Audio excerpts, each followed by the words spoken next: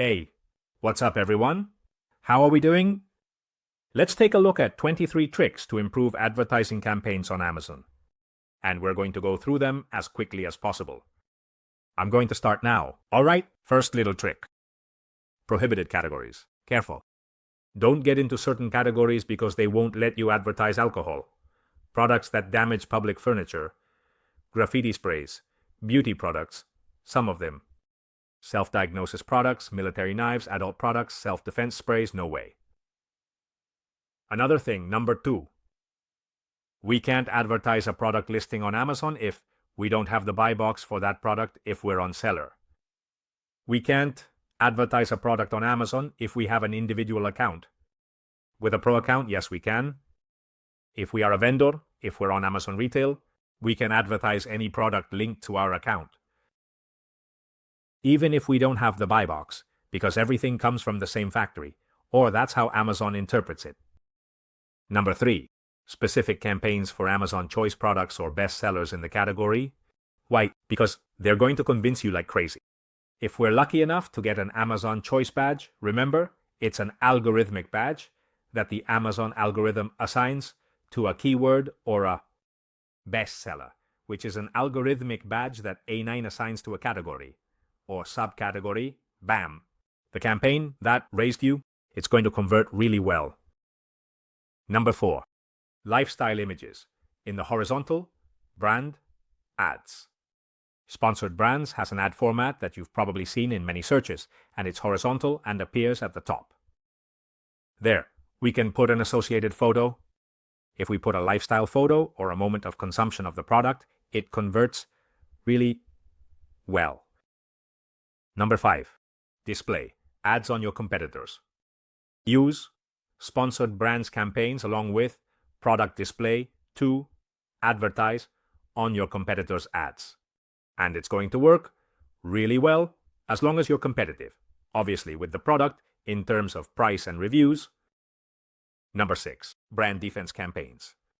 One thing that many of you don't do and it doesn't cost anything? Well, yes, it costs money, but come on, you're very low down in the funnel. You're in your own product page. And below you see sponsored products from the competition. And they're stealing traffic from you at the lowest stage of the funnel when people are about to buy from you. So brand defense campaigns.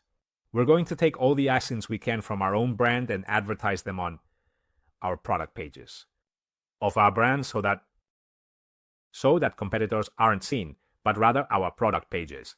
This may seem trivial, but hardly anyone does it, and it works really well. Number 7. Dominate your searches and your product pages with your brand. Obviously, linked to number 6 that we mentioned earlier, but above all, dominate the searches for your brand with your ads and your product pages. Why? Ads and your product pages. Because if they are searching for your brand, it makes sense for your product pages to show up. You can bid a little higher on those brand keywords and even include the typical misspellings of the brand. Like, I don't know, instead of Nike, it should be Nike. Because some people write it that way. And sometimes the Amazon search algorithm doesn't autocorrect some of those searches. So grab your brand keywords plus product like Nike shoes. Shoes, Nike, women, etc. And bid aggressively on those brand keywords or brand plus product. Keywords or brand with misspellings and dominate those searches. Number 8. Automatic campaigns. Automated campaigns are our friends. In those automatic campaigns, we discover new keywords and new competitor products that can work really well. If we see that we let the automatic campaigns run and we come across keywords that we hadn't tracked or product pages from the competition that we hadn't monitored and that generate good sales, we stop those keywords or ASINs and put them into a new manual campaign just for that keyword or just for that ASIN to keep them hyper-controlled. Number 9. Search term report or search term report for keyword research. Inside of the last level of Amazon campaigns where we really get into the ads is the search term report. There we can see all the keywords that have been included in the campaign and the performance of all those keywords, especially interesting for automatic campaigns. Let's go down. It's Excel, and we can see the performance and the sales generated by all those keywords, and that's where we'll find golden nuggets. Number 10. Separate brand keywords from non-brand keywords. Why? Because they contaminate the metrics. When someone searches for my brand, they're looking to buy my product, so the ACOS or ROAS is going to be very good. The ACOS or advertising cost of sale is going to be minimal, 1, 2, 3, 4, 5%. And the ROAS is going to be very high. So those metrics might skew the campaign results. I can see global campaign metrics and say, wow, this is going really well. And no, it's not going that well. It's that brand keywords are making the metrics look good. Separate them. On one side brand and on the other side non-brand. Number 11. Use campaigns to index organic keywords. I want to index certain keywords for my product listing faster. So take those keywords, put them in advertising campaigns, and direct them to the product listings, and they'll get indexed faster. 12. Run lots of discovery, consideration, purchase intent, purchase and retention campaigns. Throw in as many campaigns as you can, try all the formats, and stick with the ones that work best. It's a hassle to do it manually. We have software to do it. We have Perpetua.io, we have Zone Tools, we have Atomic from Helium 10, etc. Create a ton of campaigns and stick with the ones that work best, but try everything. Try everything. 13. Consistency above all. In the same campaign, ideally, there should be one product. But if we can't create campaigns because we have 5,000 products and maybe we don't have automation software, then at least let's align products, categories, and keywords. Let's not include products from different categories in the same campaign because it doesn't make sense. And let's not put products with very different performance in a campaign together with products that have a lower performance. If I have a best-selling product with 500 positive reviews and I include a product in that same campaign that has 50 reviews, they won't sell the same way. The results of that campaign might be good, but they won't be good for both products. They'll be better for one product, and that will mess up the data for another product. That's why my recommendation is, whenever possible, one campaign, one product. Number 14, ratings. Well, it really changes the results of a campaign. If we have 0 ratings on those product listings, it doesn't matter if we have 5, 10, 15, 25, or 500.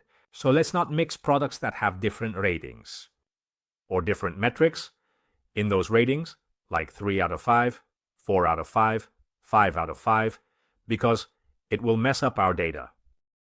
Number 15, automated bids. Use them with care, but use them. Automated bidding is a great way to see how far we can stretch a bid to get more clicks, and they are especially important in campaigns to defend our own ASINs, because we better, automatically, outbid and have our products appear. When someone is trying to buy one of our product listings, we don't want the competitor's products to show up. Number 16, negative keywords. Well, they are our friends too, because there are many times when there are keywords that perform poorly, and we can either stop them or directly add them as negative keywords in exact phrase match or broad match. Okay, so take them in exact match and add them as negative. The same goes for the ASINs. There are competitors' ASINs that don't convert at all negatively. Cianto, bid high on new keywords. Since you don't have historical data, if you have a hunch or want to find out if they work well or not, the higher you bid on them, the sooner you'll get data. 18. Keep in mind the margins. Obviously. But don't include products that have a very low margin in advertising campaigns because the numbers will most likely not work out. And don't mix margins. Don't include a product with a very high margin where you can stretch the ACOS with another product that has a lower margin and where you can't stretch the ACOS both in the same campaign. Number 19. If you want to show up in related sponsored products, you need to create automatic sponsored product campaigns. Number 20. When should I start adjusting the bids? When I've been running that campaign for about 2 or 3 weeks. That campaign is working. It doesn't make sense to start adjusting the bids when the data is small and when we don't have reliable results that we can extrapolate from that campaign. Number 21. Don't advertise all the products. I think that they should have at least 15 reviews or a rating of 3.5 or higher to advertise them. If we have this, we won't break it if the campaign is working well and if the listing is optimized, not for SEO, but for sales. If we have at least 4 or 5 images, and optionally if we're in FBA and more prime, all of that obviously isn't a hard rule, but it really helps with conversions. If you include products that are poorly optimized and not well targeted for the user to want that product and buy it, then obviously it's going to convert poorly. Number 22. What segmentation should we use depending on where we are in the funnel? Well, look, in the awareness phase, the discovery phase, I would do sponsored brands, especially if you can, because it will help us stand out more in searches. Then, in the consideration phase, we can do sponsored brands and sponsored products. And in the purchasing phase, hey, everything you can, sponsored products and appearing in the competition's product sheets and keywords that are already closer to the purchase funnel. Number 23, definitely register the brand. And with this, I'm done. Anyone can advertise a product, but if you register the brand within Amazon, you can create those really nice horizontal brand ads in the searches. And that's the first ad you see. The user and the first ad is usually the one that gets clicked the most and also has the best conversion rate. So, if we want to raise the bar a bit and get rid of all the random people doing sponsored products, which are further down, we should focus on sponsored brands and go up. Bonus. Number 24. Invest a lot of time in keyword research. Many times, in my campaigns, I include up to 200 or 300 keywords. I use tools like Helium 10's Cerebro or Jungle Scout, which you can find reviewed and explained in courses on this channel, and I invest a lot in that. I also invest a lot in talking to the customer and having them explain what the business keywords are that Amazon isn't going to show you, because sometimes there are things that slip through the cracks. Or there are products that are B2B, and we miss how people search for them. Sometimes they look for them by the reference number, and that can be a keyword that converts super well for us. Well, hey. Talk to the client, invest time in keyword research, and do not stop that keyword research. It has to be alive. And finally, you can use tools to make the day-to-day setup of campaigns and optimization easier, like font tools, PPC Entourage, Helium 10 Atomic, Perpetua.io, PPC, Scope, etc.